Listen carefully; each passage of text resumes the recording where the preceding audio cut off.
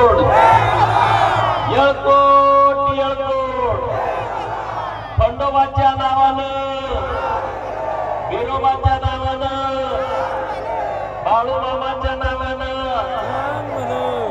कोण कोण बोलत नाही देव बघतोय बरं का बोला तुम्ही देवाचं चांगलं म्हणायला काय अडचण आहे। आज आपल्या खंडोबा देवाची यात्रा आहे। या यात्रेच्या निमित्तानं हजारोच्या संख्येनं भाविक आज कुलाळवाडी नगरीमध्ये आलेले आहेत। मी जत विधानसभा मतदारसंघाच्या वतीनं कुलाळवाडी येथे आलेल्या सर्व खंडोबा भक्तांचं मनपूर्वक स्वागत करतो।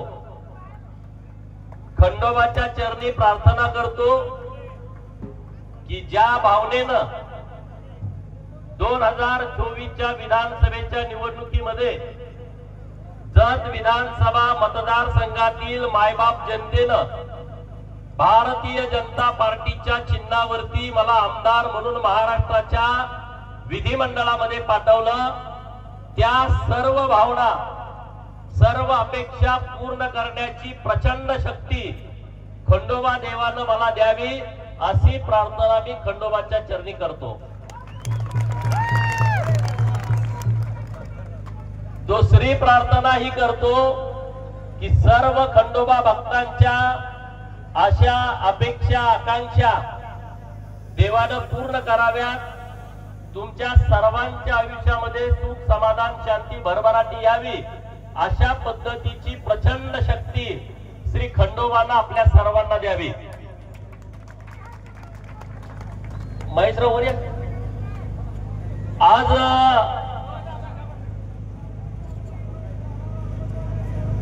नोव्हेंबर महिना आहे आणि गेल्या वर्षी 16 नोव्हेंबर बरोबर ना तारीख किती सभा होती 17 नोव्हेंबर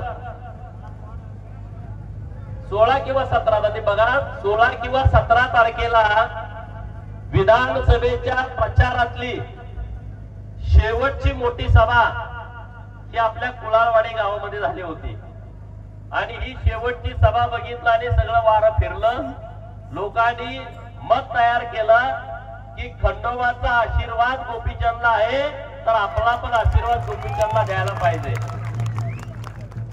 विधानसभेच्या प्रचाराची शेवटची सभा कुलाळवाडीत झाली, आता पुढचं मैदान लागले आणि त्याची पहिली सभा कुलाळवाडीमध्ये होते।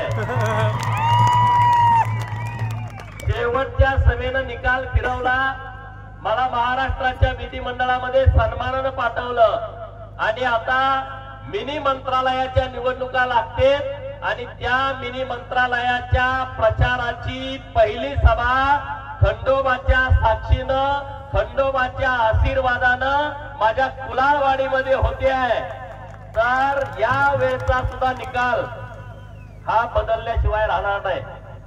खरं तर कुलाळवाडीनं इतकं प्रेम केलं माझ्यावरती, 9च मतं विरोधकांना पडली आणि त्यामुळं विरोधक हायकोर्टमध्ये गेले। म्हणजे असं कसं काय होतंय, एवढी कशी 1100 मतं एका बाजूला आणि 9च मतं एका बाजूला, काहीतरी घोटाळा झालाय आणि म्हणून त्यांनी कोर्टामध्ये याचिका दाखल केली। त्या विरोधकांना मला सांगायचं आहे, असा मशीन मध्ये घोटाळा होत नाही, हे घोटाळा करणारे सगळे इथं साक्षात उपस्थित आहेत। ज्यांनी बटन दाबलेत प्रत्यक्षात तेव्हा तो घोटाळा झालाय। तुम्हाला वाटतंय घोटाळा, आणि म्हणून तुम्ही जे प्रेम मला दिलंय, जत तालुक्यातल्या मायबाप जनतेने जे प्रेम मला दिलंय, मला जो सन्मान दिलाय आणि त्या सन्मानास पात्र राहून जत पूर्ण मतदारसंघ बदलण्यासाठी आम्ही रात्रीचा दिवस करतोय। मी आता काल मुंबईमध्ये होतो, येताना 4 मंदिरांना, सोन्याचं विठोबारायाचं मंदिर, बनाळीचं बनशंकरी मंदिर, मुचंडीचं रामेश्वराचं मंदिर आणि भिवरकीचं बेळणसिद्धाचं मंदिर, 4 मंदिरांना तीर्थक्षेत्र ब दर्जा घेऊनच मी रात्री गावाला आलोय। म्हणजे तीर्थक्षेत्र ब दर्जा दिला की 5 कोटी रुपये सरकार मंदिराच्या डेव्हलपमेंटसाठी देतोय. आणखी 3 प्रस्ताव तिथं मंजूर आहेत. एक डोरलीच्या ब्रह्मनाथाचा, दुसरा खलाटीच्या लक्ष्मी देवीचा आणि मुचंडीच्या दर्याबाचा. 3 प्रस्ताव पण तिथं मंजूर आहेत. आणखी 8-15 दिवसामध्ये ते मंजूर होतील. आणि मग त्यामध्ये श्री खंडोबा देव कुलाळवाडी यांचा तीर्थक्षेत्र बसचा प्रस्ताव आम्ही प्रस्तावित केलेला आहे. जेव्हा पुढच्या वर्षी इथं स्टेज असेल, बांधलेला असेल, काळजी करू नका. आता सरपंचांनी सांगितलं ते पुढच्या वर्षाची वाट बघायची गरज नाही. उद्या सकाळी तुम्ही माझ्या ऑफिसला या आणि या स्टेजला लागणारे पैसे, तिकडे बाकणुकीच्या ठिकाणी लागणारे 20 लाख रुपये घेऊन जावा ना. तुम्हीच आता आमदार केलंय मला. पैसे मागायला तर तुम्हाला कुठं दुसऱ्याकडे जायचं आहे का? घरातला पोरगा तुम्ही आमदार केलाय. निधीची चिंता करू नका. कुलाळवाडी असेल काय, जत मतदारसंघातली सगळी गावं असतील काय, प्रत्येकाला निधी देण्याच्या बाबतीमध्ये मी कटिबद्ध आहे. कुठली आणि कसलीच अडचण येणार नाही. आणि तीर्थक्षेत्र ब ज्या दिवशी आपलं मंदिर होईल ना, तेव्हा 5 कोटी रुपयाचा आराखडा आपल्याला मंजूर होईल. एका मंदिराचं नाही, तालुक्यातल्या सगळ्या मंदिराचा आराखडा तयार केलाय. गुड्डापूरच्या दानम्मा देवीला अगोदरच आपण 5 कोटी रुपये दिले. दानम्मा देवीचं जन्मगाव असणारं उमराणीचं, तिथं तीर्थक्षेत्र बसचा दर्जा दिलाय, त्याला 5 कोटी रुपये आता आपण देणार आहे. काळ भैरव बिळोरचं, त्याला 5 कोटी रुपयाचा निधी येणार आहे. संघ तीर्थ वळसंगचं, केंद्राया मंदिर वळसंग, या मंदिराचा सुद्धा तीर्थक्षेत्र बसचा प्रस्ताव आम्ही करतोय. नंतर सोरडीची शेट्टीताई माता, संघचा लायवा देवी, करंजीची लायवा देवी, आपल्या मलकार सिद्ध उमदी, मलकार सिद्ध बेळोणगी, ओम सिद्ध जालियाळ, आपल्या कुंती माता कुंतीव बोमनाथ, हे सगळी मंदिरं. कोळगिरीचं आपलं भैरवनाथाचं मंदिर, आपल्या जत शहरातलं यल्लामा मातेचं मंदिर, तिथलं अंबा मातेचं मंदिर, बिसन सिद्धेश्वराचं मंदिर, एक पण मंदिर आपण असं शिल्लक ठेवत नाही. जत तालुक्यातलं किमान 30 मंदिर अशी आहेत की ज्या मंदिराच्या दर्शनासाठी महाराष्ट्र आणि कर्नाटकातून लाखो भाविक येतात, लाखो भाविक येतात. आणि त्याचा पूर्ण आराखडा तयार करतोय. आणि या सगळ्या देवाच्या कृपेनच हा आराखडा मंजूर करून प्रत्येक देवस्थानला 5 कोटी रुपयाचा निधी कसा येईल अशी व्यवस्था आपण सरकारच्या माध्यमातून करतोय. कारण आता एवढी मोठी संख्या येते आणि मला वाटतंय महाराष्ट्रात आणि देशात असा कुठलाच तालुका नाही, एका तालुक्यामध्ये 30 मंदिर अशी आहेत की ती कुणाची तरी कुलदैवत आहे, कुठली तरी कुलदेवी आहे आणि लाखोच्या संख्येनं महाराष्ट्र आणि कर्नाटकातील लोक येतात. असं देशामध्ये कुठला तालुका नाही. मी अत्यंत जबाबदारीनं बोलतोय, अत्यंत जबाबदारीनं.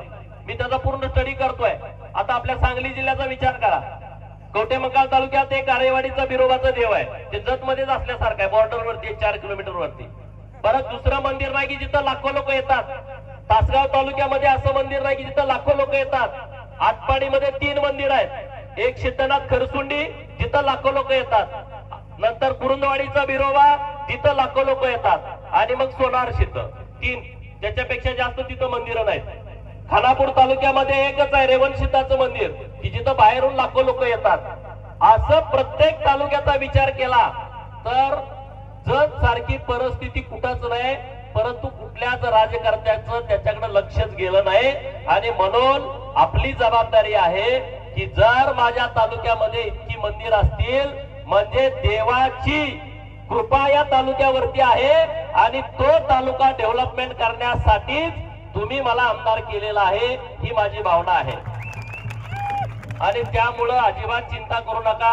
आता काही ठिकाणी 65 मिलीमीटरचा पाऊस पडला आणि सरकारचे नियम आहेत की जिथं 65 मिलीमीटर पाऊस पडतो तिथंच तुम्हाला नुकसान भरपाई मिळणार. राज्याच्या मुख्यमंत्री महोदयांना भेटलो आणि म्हणलं साहेब आमच्या जत तालुक्यामध्ये 3च मंडलामध्ये 65 मिलीमीटर पेक्षा जास्त पाऊस पडलाय आणि बाकीच्या ठिकाणी नुकसान खूप झालंय पण 65 मिलीमीटर पाऊस नाही. त्यामुळे आमचा शेतकरी त्यामध्ये बसत नाही. माननीय मुख्यमंत्री महोदयांनी आदेश दिले की सरसकट जेवढ्या लोकांचं नुकसान झालंय त्या सगळ्या लोकांना मदत मिळाली पाहिजे. आता तुम्ही मला रस्त्याची कामं सांगितली आहे. रस्त्याच्या बाबतीमध्ये जानेवारी महिन्यामध्ये मोठ्या प्रमाणामध्ये निधी आपल्या जत तालुक्यामध्ये येतोय.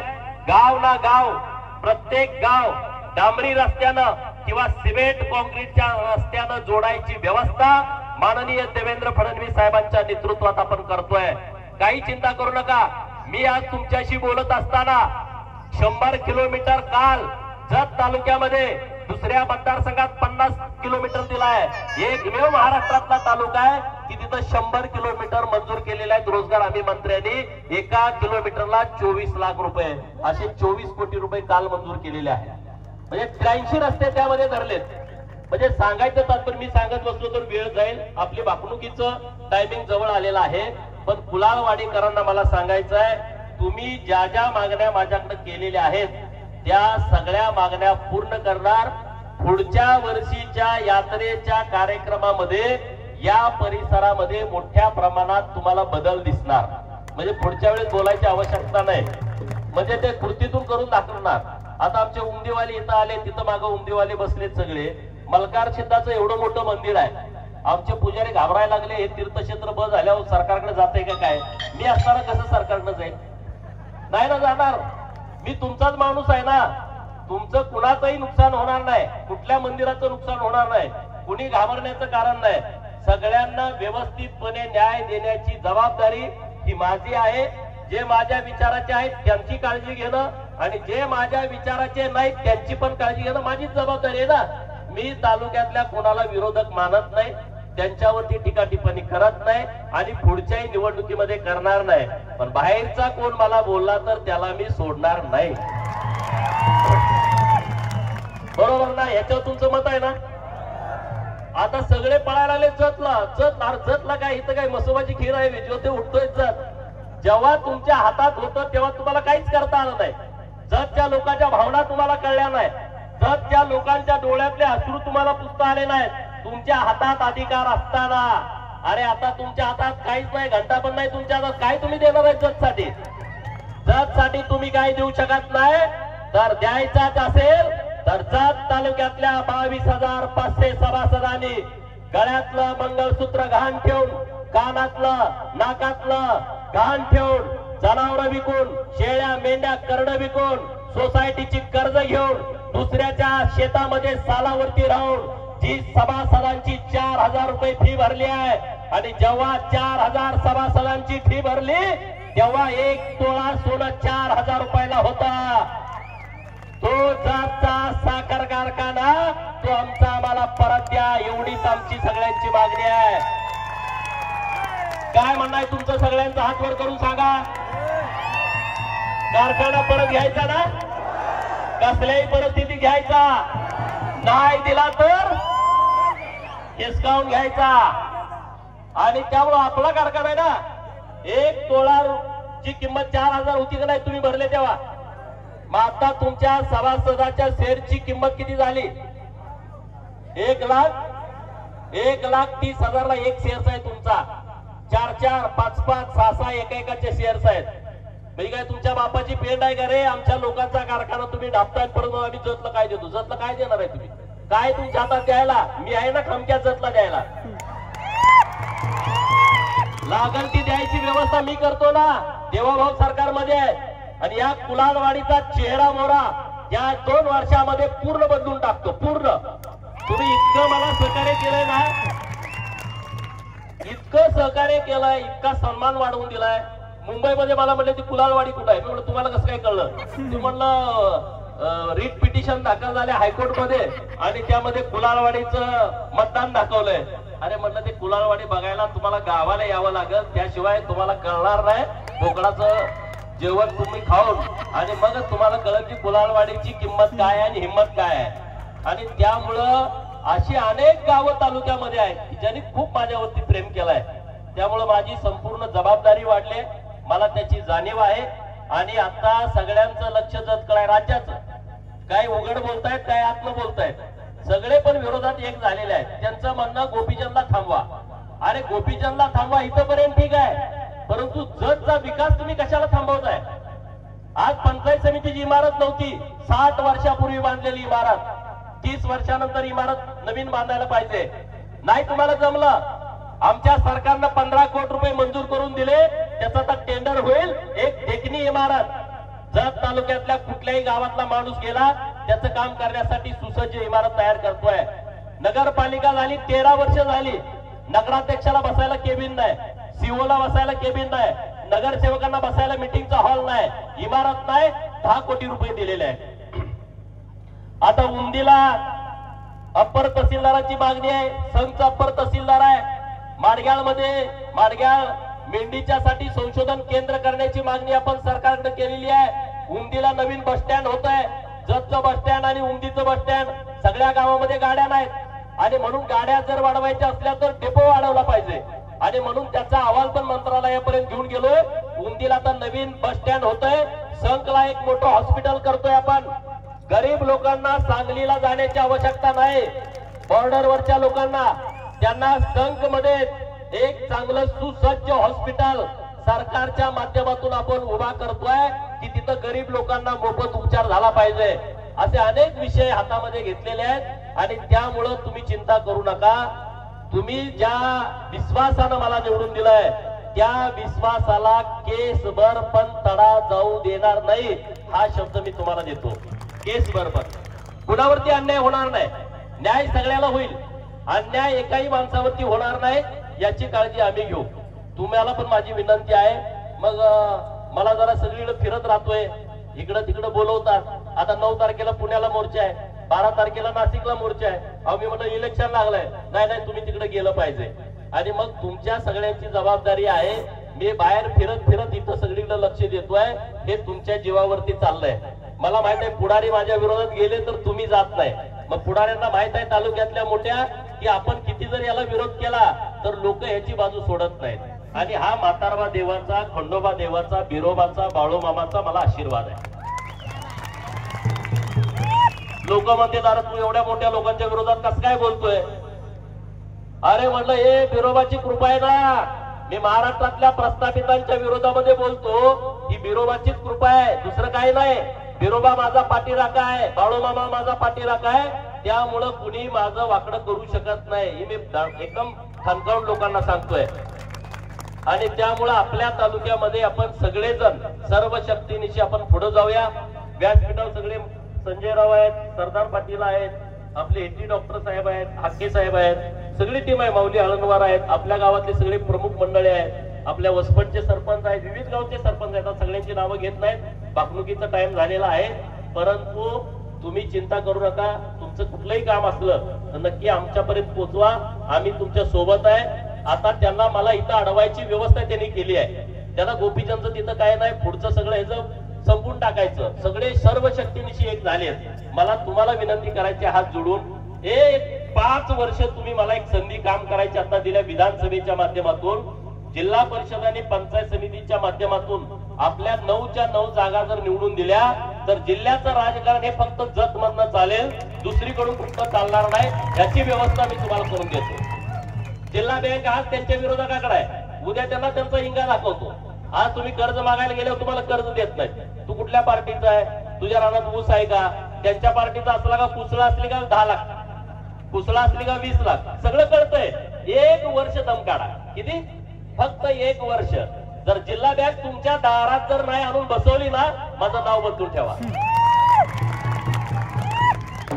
कुणाच्या पण गरीबातल्या गरीब माणसाला त्याच्या पोराला एखादं काम करायचंय ना, जर त्याच्या दारात येऊन मॅनेजरनं त्याला कर्ज नाही दिलं ना, मला तुम्ही जाब विचारा. ही आपली बँक आहे ना, ही आपली बँक आहे.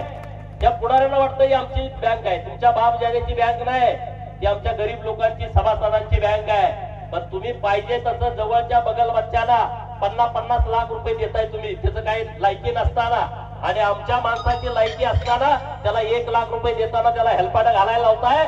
हे 1 वर्ष तुम्हाला शेवटची संधी आहे. पुढच्या वर्षी जर एमडीनं नाटक केलं, त्याला जिल्हा बँकेत जर नाही त्याचं कलम करून टाकलं ना, माझं नाव तुम्ही विचारा. म्हणून त्यांना वाटतं ह्याला थांबवा, हे सगळ्याला शाना करायला लागलाय. हे यासाठी ते सगळे मला विरोध करतायत. जिल्हा परिषदचा सत्ता कुणाची आणायची ही सर्व चावी जतच्या हातात आहे. 9च्या 9 जर सीटा तुम्ही दिल्या ना, चावी तुमच्या हातात आली म्हणून समजा, कुणाकडे ती चावी जात नाही. त्यामुळे इथले हेवे दावे विसरून जी लोक पुढे येतील त्यांच्या पाठीमागे आपण सर्व शक्तीनिशी राहायचं. आता जिल्ह्यातले पुढारी 2च तालुक्यात येत आहेत, एक आटपाडी आणि दुसरा जत. तुम्ही कुठल्याही पोस्ट काढून बघा, पोरं सगळी फेसबुकला आहेत. ते कवटेमकाला जात नाहीत, तासगावला जात नाहीत, मिरजला जात नाहीत, गडेगाव नाही, पलूस नाही, तिकडं शिराळ्याला नाही, कुठंच जात नाहीत. उठलं का सुटलंच जत, उठलं का सुटलं आटपाडी. का? गोपीचंद नाही. गोपीचंद का? यांचा पाहुणा नाही.